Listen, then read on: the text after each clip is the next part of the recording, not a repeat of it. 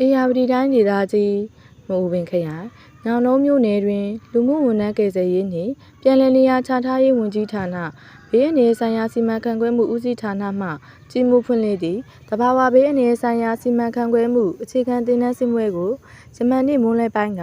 မြို့နယ်ပြန်ကြားရေးနှင့်ပြည်သူ့ဆက်ဆံရေးဦးစီးဌာန Community Center ခန်းမ၌ပြုလုပ်ခဲ့ပါသည်အခမ်းအနားတွင်ခရိုင်ဘေးအန္တရာယ်ဆိုင်ရာစီမံခန့်ခွဲမှုဦးစီးဌာနလက်ထောက်ညွှန်ကြားရေးမှူးဦးဟန်လင်းထွတ်ကသင်တန်းမှသင်ကြားပေးသောအသိပညာများကျွမ်းကျင်မှုများကိုလက်တွေ့အကျိုးရှိစွာအသုံးချ၍သဘာဝဘေးကြောင့်ဖြစ်ပွားသည့်အသက်အိုးအိမ်စီးစိမ်များပျက်စီးမှုကိုကာကွယ်ပေးနိုင်မည်ဖြစ်ကြောင်းပြောကြားပြီးတာဝန်ရှိသူများက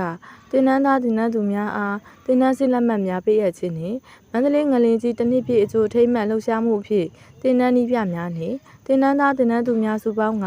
ပြည်သူလူထုအသိပညာပေးလုပ်ငန်းများဆောင်ရွက်ခဲ့ကြောင်းသိရပါတယ်ဒီသတင်းကိုမြို့နယ်ပြန်ဆက်မှပေးပို့တာဖြစ်ပါတယ်ရှင်